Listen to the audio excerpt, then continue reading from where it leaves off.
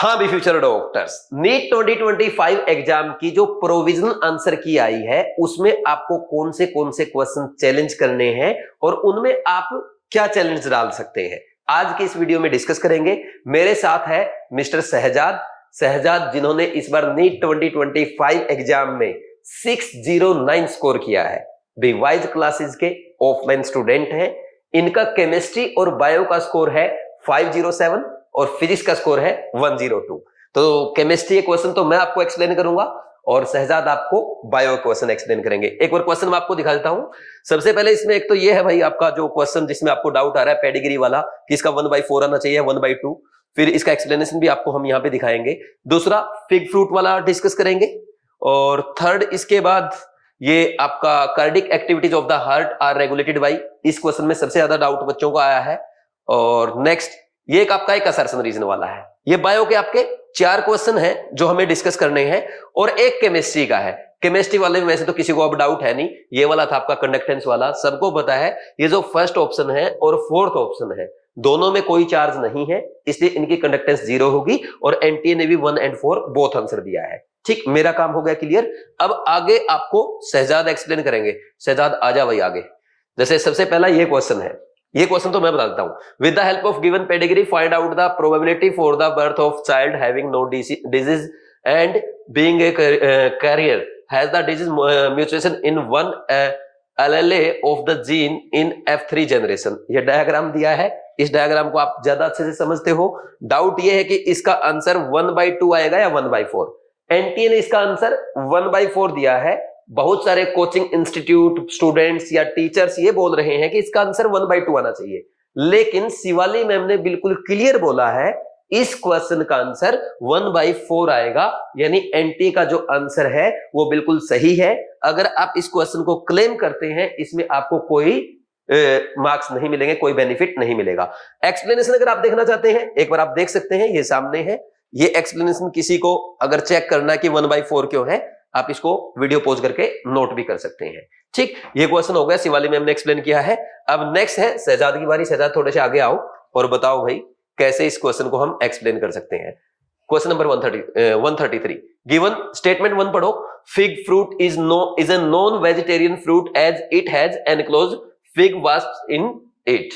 ये statement incorrect NTA ने माना है, लेकिन बच्चे क्या बोल रहे हैं? क्योंकि जो फिग फ्रूट होता है उसके अंदर जो लार्वा होते हैं वो सारे लार्वा बाहर नहीं आ पाते हैं, कुछ लार्वा अंदर रह जाते हैं। हाँ। तो वो मर जाते हैं। हाँ। तो इस हिसाब से फिर मैंने भी इनकरेक्ट नॉन वेजिटेरियन फ्रूट मान लिया था। अच्छा, हाँ। ओके। तो आपने भी इसको करेक्ट आंसर किया था? हाँ, करेक्ट आंसर किया था मैंने। तो पहली स्टेटमेंट का करेक्ट आना चाहिए इनकरेक्ट? पहले का तो सर करेक्ट आना चाहिए। करेक्ट आना चाहिए क्योंकि सर उसके अंदर लार्वा तो अभी भी है ना, वो मर चुके हैं। ठीक है। और फिर वो धीरे धीरे खत्म भी हो जाएंगे लार्वा। ऐसे तो है नहीं कि वो हमेशा अपनी ओरिजिनल फॉर्म में ही लार्वा रहेंगे। उसका ऑर्गेनिक मटेरियल तो एब्जॉर्ब भी कर लेगा ना फिग वेस्प। और जो सेकंड स्टेटमेंट है ये करेक्ट है? Sir second statement sir correct नहीं है, गलती सर यहाँ मुझसे भी गलती हो गई कि यहाँ ये बात लिखी हुई कि fig wasp complete its life cycle in fig fruit and fig fruit gets pollinated by fig wasp. Sir fruit यहाँ जो लिखा है ना, ये फ्रूट पॉलिनेट नहीं होता, फ्लावर पॉलिनेट। हाँ, फ्लावर इन्फ्लोरेसेंस पॉलिनेट होता है। सर पॉलिनेशन के बाद जो रिजल्ट आता है वो फ्रूट बनता है। पॉलिनेशन फ्रूट से पहले पॉलिनेशन होता है। यहाँ तो बोल दिया कि फ्रूट पॉलिनेट हो रहा है। ये जल्दबाजी में मुझसे भी गलती हो गई। ठीक है। हाँ। तो इसका मतलब ये हुआ ये स्टेटमेंट सेकंड स्टेटमेंट इनकरेक्ट है, इसमें कोई डाउट नहीं है। फर्स्ट एनटीए ने इनकरेक्ट दिया है, हाँ। बच्चे करेक्ट बोल रहे हैं। तो जो स्टूडेंट्स इस क्वेश्चन को क्लेम करना चाहते हैं, चैलेंज करना चाहते हैं, कर सकते हैं। शिवाली मैम ने ये बोला है मोस्ट प्रोबेबली इसका आंसर, एक सेकंड, मोस्ट प्रोबेबली इसका आंसर वही आएगा जो एनटीए ने दिया है, यानी दोनों स्टेटमेंट इनकरेक्ट आएगी। फिर भी अगर कोई बच्चा क्लेम करना चाहता है कि स्टेटमेंट 1 तो करेक्ट है, तो आप उसके लिए ये एक्सप्लेनेशन डाल सकते हैं। शिवाली मैम ने बोला ये लिख देंगे बच्चे, many people consider figs to be non vegetarian because it is pollinated by wasp and sometimes the larvae get killed inside. तो आप ये इसका एक्सप्लेनेशन डाल सकते हैं। ठीक, यहां लिखा भी होगा, एक बार बता दो आप कहां पे लिखा है। It means that a given fig species can be pollinated only by its partner wasp species and no other species. The female wasp uses the fruit not only as an oviposition site but uses the developing seed within the fruit for nourishing its larvae. The wasp pollinates the fig inflorescence while searching for suitable egg laying site। ये fig inflorescence है, यहाँ fruit होने चाहिए, ये fruit NEET में आ गया है और एनसीईआरटी में इन्फ्लोरेसेंस लिखा हुआ है। ओके, तो ये एक्सप्लेनेशन स्टेटमेंट 1 के लिए, 2 के लिए? सर ये 2 के लिए है। अच्छा, ये 2 के लिए है। हाँ। और अगर यानी 2 स्टेटमेंट इनकरेक्ट है। हाँ। इसमें कोई डाउट नहीं है। अगर आप फर्स्ट को क्लेम करना चाहते हैं कि वो भी करेक्ट होनी चाहिए, तो आपका आंसर क्या आएगा? आप ये एक्सप्लेनेशन डाल देंगे। इसको चाहो तो आप नोट कर सकते हो। ठीक, ये क्वेश्चन क्लियर हुआ। नेक्स्ट, इसके बाद ये है क्वेश्चन नंबर 173। कोड कौन सा ये मुझे नहीं पता, बट आप इसको एक्सप्लेन करो एक बार। हाँ, इस क्वेश्चन में ये पूछा कि cardiac activities of heart are regulated by, मतलब कार्डियक एक्टिविटी को कौन कौन से चीजें हैं जो रेगुलेट कर सकती है। नोडल टिश्यू सबको पता है। ये भी पता है कि special neural centre in the medulla oblongata, ये ब्रीदिंग वाले चैप्टर में लिखा हुआ है। और एड्रिनल मेडुलरी हार्मोन्स ये भी बढ़ाते हैं ठीक है, कार्डियक एक्टिविटीज को। ABC तो सही हाँ, है, सही है। लेकिन बच्चों का डाउट ये है कि जो डी है ना वो भी सही है। सर जो एड्रिनल कॉर्टिकल हार्मोन लिखा है, हार्मोन्स लिखा हुआ है सर, कॉर्टिकल हार्मोन्स में एक एग्जांपल आता है कॉर्टिसोल का। वो मेंटेन करता है कार्डियोवैस्कुलर सिस्टम को, उसमें लिखा है कार्डियोवैस्कुलर एंड किडनी फंक्शन को मेंटेन करता है। लेकिन सर अगर ये बोल देते कि कॉर्टिसोल है हार्मोन, तो सर फिर से ये सही हो जाता। लेकिन सर कॉर्टिकल हार्मोन्स में सिर्फ कॉर्टिसोल भी आता है और स्टेरॉइड्स भी आते हैं। ठीक है, तो फिर इसमें ये मतलब फिर ये ऑप्शंस है, तो वो सारे कंसीडर हो गए, लेकिन हाँ ये नहीं करता। सर ये तीन तो पक्के हैं। ये सर हो सकता है अगर ऑप्शन होता है ABCD तो फिर हम मार देते, हम कॉर्टिसोल समझ के कर देते। लेकिन सर ऑप्शन में भी नहीं था। तो फिर जो 3 सर जिन पे मतलब बिल्कुल भी डाउट नहीं है, ऑप्शन में तो है ना ABCD, हाँ, लेकिन उसने आंसर ABC दिया। तो इसका रीजन यही हो गया कि ओनली कॉर्टिकॉइड नहीं है, स्टेरॉइड भी हो सकता है। दोनों मतलब कॉर्टेक्स के कॉर्टिकॉल, हाँ, स्टेरॉइड नहीं करता, स्टेरॉइड रेगुलेट नहीं करता। ये डाउट है ना, स्टेरॉइड रेगुलेट नहीं करता, तो इसने एड्रिनल कॉर्टिकल हार्मोन्स लिखा। तो इसका मतलब सारे हार्मोन्स आ गए इसमें। तो यहाँ पे ये कॉर्टिकल हार्मोन्स लिखने की वजह से गलत हो गया, जो मुझे समझ में आ रहा है। कॉर्टिसोल होना चाहिए सर। ठीक है, तब स्टेटमेंट मतलब सही माना जाता, कॉर्टिसोल होना चाहिए।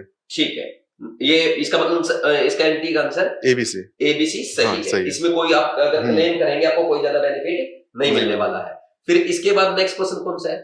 ये वाला, गिवन बिलो आर 2 स्टेटमेंट। अच्छा, असर्शन रीजन है, ये असर्शन रीजन वाला एक्सप्लेन करो आप, क्या है इसमें? सर इसमें बोला कि cell of the tapetum possess dense cytoplasm, ये सही बात है, and generally have more than 1 nucleus. ये सर एनसीईआरटी की सीधी लाइन है, एक से ज्यादा न्यूक्लियस होता है। फिर इसमें बोला कि presence of more than 1 nucleus in the tapetum increases the efficiency of nourishing the developing microspore mother cell. ये सर रीजन सर एनसीईआरटी ने दिया हुआ है। लेकिन सर एक टॉपिक है उसमें, जब एंडोस्पर्म की बात करते हैं, जाइगोट डिवाइड करता है, एम्ब्रियो बनता है, और जो प्राइमरी एंडोस्पर्म सेल है वो डिवाइड करके एंडोस्पर्म बनाती है। तो सर एंडोस्पर्म पहले बनता है ताकि वो खाना पहुंचा सके। मैंने लॉजिक ये लगाया, और एंडोस्पर्म में होते हैं सर न्यूक्लियस बहुत ज्यादा, तो मैंने ये अंदाजा लगाया कि ज्यादा न्यूक्लियस होगा तो ज्यादा खाना वो देगा। तो इसलिए फिर मैंने बोला कि एक से ज्यादा न्यूक्लियस है तो वो खाना देने के लिए ही बनी है। तो रीजन भी सही है। हाँ, रीजन भी सही है, और फिर इसका करेक्ट एक्सप्लेनेशन भी है। तो असर्शन सही है, रीजन सही है, करेक्ट एक्सप्लेनेशन है, और एनटी ने भी यही आंसर दिया है, ये भी सही है। यानी क्या क्लियर हुआ? वो जो भी एनटी ने आंसर दिए हैं, सारे सही है। आप फालतू में पैसा और टाइम वेस्ट ना करें। अगर फिर भी आपको क्लेम करना है तो आपके लिए सिर्फ एक क्वेश्चन है, फिग फ्रूट वाला। और फिग फ्रूट वाले में भी आप ये बोलेंगे स्टेटमेंट 1 एनटीए ने इनकरेक्ट दी है, वो करेक्ट होनी चाहिए थी, और उसका रीजन क्या है? ये वाला आंसर नीचे शिवाली मैम ने बोला कि आप ये उसका रीजन लिख सकते हैं, many people consider figs to be non vegetarian because it is pollinated by wasps and sometimes the larvae get killed inside. ये आपको उसका एक्सप्लेनेशन देना कि इसकी वजह से स्टेटमेंट 1 करेक्ट हो जाती है। ठीक, सिर्फ ये क्वेश्चन आप क्लेम कर सकते हैं, बाकी पूरे 180 क्वेश्चन में आप कोई क्वेश्चन क्लेम करेंगे उसका बेनिफिट नहीं मिलेगा। और मोस्ट प्रोबेबली जितना मुझे लग रहा है, शिवाली मैम से मेरी बात हुई है, शहजाद ने जो एक्सप्लेन किया है इसमें भी कुछ नहीं होने वाला, दोनों इनकरेक्ट ही माने जाएंगे। अब बात ये है भाई शहजाद, आप अब तो कैमरे के सामने खड़े हो, ये बताओ आपका स्कोर बहुत अच्छा है इस बार नीट 2025 के हिसाब से। क्या जो ये क्वेश्चन आ रहे हैं आजकल आपके बायो में, जो टिपिकल क्वेश्चन थोड़ी सी छेड़छाड़ करके एग्जामिनर पूछ रहा है, क्या ऐसे क्वेश्चन शिवाली मैम ने बीट टेस्ट सीरीज में बनाए थे? साल भर ऐसे ही क्वेश्चन बने थे। मैं कहता रहा हूँ जो मुझसे ये गलत हो गया फिग फ्रूट वाला, हाँ। ऐसे क्वेश्चन बनाया करती थी, एक वर्ड चेंज कर दी इनफ्लोरेसेंस फ्रूट। हाँ। बस नीट में सर पता नहीं क्या हुआ, लेकिन साल भर ऐसे ही क्वेश्चन प्रैक्टिस किया और हमने। देखो शहजाद के इतने अच्छे मार्क्स आ रहे हैं, बायो और केमिस्ट्री में 507 स्कोर है, 500 तो अच्छे अच्छे बच्चों का नहीं हो रहा। मैं आपको बिल्कुल क्लियर बता दूं, कोटा में जो चिल्लाते ना एसआरजी हमारा टॉप बैच, उन बच्चों के 400 450 नंबर नहीं बन रहे, और शहजाद के सिर्फ बायो और केमिस्ट्री में 500 प्लस है। तरस गए 500 प्लस के लिए बच्चे। तो ये है बीवाइज की स्ट्रेंथ। शहजाद ने कहीं कोई कोचिंग ज्वाइन नहीं की, शहजाद ने किसी भी कोचिंग का टेस्ट सीरीज भी ज्वाइन नहीं किया, सिर्फ बी टेस्ट सीरीज किया है। तो इसलिए आप सही रास्ता चुने, आप सही मेंटरशिप में सही गाइडेंस में पढ़े। आप अपने ऑफलाइन बैच के बारे में क्या कहना चाहोगे? इनको उसके बारे में बता दो कि क्या क्या बेनिफिट मिलता है। शुरू हो गया क्या? अच्छा, शहजाद ने अपने सिस्टर को भी सिर्फ बीवाइज में एडमिशन कराया है, डायरेक्ट किसी कोचिंग में नहीं भेजा। अपनी सिस्टर को यहाँ एडमिशन कराया है, शिवाली मैम से बायो पढ़ाएंगे, ठीक, फिजिक्स खुद से इंडिविजुअल प्रैक्टिस करेगी और खुद ये गाइड करेंगे। तो यहाँ पे अब शहजाद बताएगा आगे कि बीवाइज का बैच ज्वाइन करने का क्या बेनिफिट है। बताओ मेंटरशिप का और गाइडेंस का क्या बेनिफिट है? सर पहला तो सर सबसे बड़ा फायदा ये है कि मतलब स्टूडेंट भटकता नहीं है। हाँ, और केमिस्ट्री में क्या है कि सर ये ऐसा सब्जेक्ट है कि ये इस पे आप 170 तो आराम से स्कोर कर सकते हो अगर टफ पेपर भी आ गया। हाँ। लेकिन लोग नहीं कर पाते, लोग सिर्फ फिजिक्स चिल्लाते रहते हैं कि यार फिजिक्स में मेरे नंबर कम आ रहे हैं, लेकिन फिर अगर उनसे पूछ लो फिजिक्स में चिल्लाने वाला नहीं सर, हमेशा जब लोग ये बोलते हैं कि एग्जामिनर की औकात नहीं है, फिजिक्स में मेरे नोट से बाहर क्वेश्चन पूछ ले। एग्जामिनर ने सिर्फ 45 क्वेश्चन में पूरी जिंदगी की औकात बता दी आपकी क्या है। तो एग्जामिनर के सामने औकात दिखाने की बात नहीं होनी चाहिए। एग्जामिनर बहुत बड़ी चीज है। अब देख लो ना, सारे बायो के हर टीचर ना कंफ्यूज हो रखा है क्वेश्चंस में, और फिर भी एनटीए के सारे यही आंसर जाएंगे। तो इसलिए हमें इस चीज पे नहीं जाना है। भाई आप सिंपल क्या है, केमिस्ट्री और बायो अच्छे से केमिस्ट्री बायो जितनी अच्छी होगी सिलेक्शन के चांसेस उतने ज्यादा हो जाएंगे। अकेले केमिस्ट्री बायो सिलेक्शन करा सकती है, और फिजिक्स में अगर जैसे मान लीजिए अभी अगर केमिस्ट्री बायो से अगर 500 प्लस आप ला रहे हो, हाँ, और फिजिक्स में 30-40 भी आ गए, तब भी आपका सिलेक्शन है इस साल। हाँ, बिल्कुल बिल्कुल है ना। तो फिजिक्स ऐसा होता है कि आप कितना ही पढ़ लो, लेकिन गारंटी नहीं कि मार्क्स उसमें आ जाएंगे। हाँ, क्योंकि हम फिजिक्स जो पेपर में आखिर में करते हैं, हाँ, वो फिजिक्स अच्छा तब होगा जब हमारी केमिस्ट्री बायो एग्जाम में अच्छी होगी। मतलब वही बात है ना, अगर आपके केमिस्ट्री बायो में अच्छे मार्क्स आ रहे हैं, इसका मतलब आप पेपर भी फास्ट कर रहे हैं, आपको फिजिक्स में पेपर सोल्व करने का टाइम मिल रहा है, और इसके साथ साथ आपके तुक्के भी सही जाएंगे। अगर आपको कॉन्फिडेंस है ना, तुक्का भी सही जाएगा। तो ये बेनिफिट आपको मिलेगा। आप बताओ ना, आपके आसपास किसके आपने 100 प्लस मार्क्स फिजिक्स में सुने हैं, या ऐसा कोई बच्चा जिसके आपने 600 प्लस सुने हैं?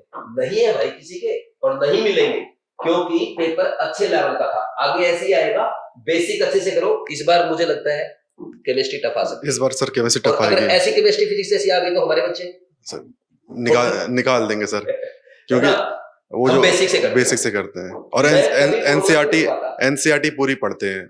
मतलब ऐसा नहीं कि बहुत सारे कोचिंग में क्या करते हैं बच्चे, बस टीचर बोलते हैं इनऑर्गेनिक कर सकते हो, ऑर्गेनिक कर लो, फिजिकल कोई नहीं बोलता है। हाँ। लेकिन सर जिस दिन फिजिकल से क्वेश्चन आ गए उठ के, हाँ, सर किसी से नहीं बनेगा।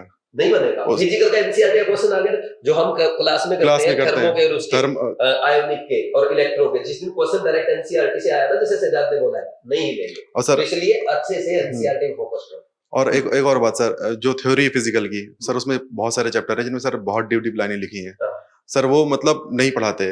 मैंने आपको केमिकल बॉन्डिंग के नोट्स बना के दिखाए थे, जो थ्योरेटिकल आपने बोला यार जेईई मेंस में भी नहीं पूछा जाता, लेकिन अब लग रहा है पूछ लेंगे वो। आप पूछ लेंगे वही बहुत अच्छे पॉइंट्स लिखे हैं लोग, लेकिन पढ़ते नहीं, इग्नोर करते हैं। सर जिस दिन एग्जामिनर ने वहां से बना दिया सर, मतलब कोचिंग वाले भी नहीं सॉल्व कर पाएंगे। तो फिर वही होगा, रोना पड़ेगा, इमोशंस गलत हो गया, है ना, पढ़ना पड़ेगा भाई, रोने से काम नहीं चलेगा।